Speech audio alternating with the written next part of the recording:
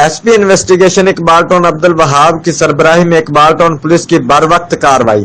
Yasir broast restaurant سے 6 لاکھ روپے چوری کر کے فرار ہونے والے 2 ملزمان 24 گھنٹوں میں گرفتار۔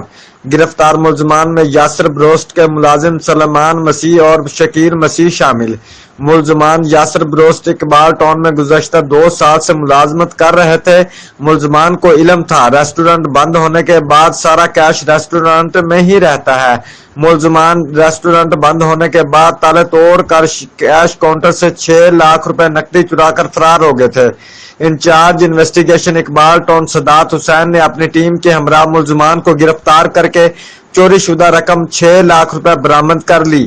ایس پی انویسٹیگیشن لاہور کی طرف سے ملزمان کی بروقت گرفتاری اور رقم کی برآمدگی پر پولیس ٹیم کو شاباش۔ رپورٹ مار Basharat Siddiqui, divisional bureau chief, Geo Express News Lahore.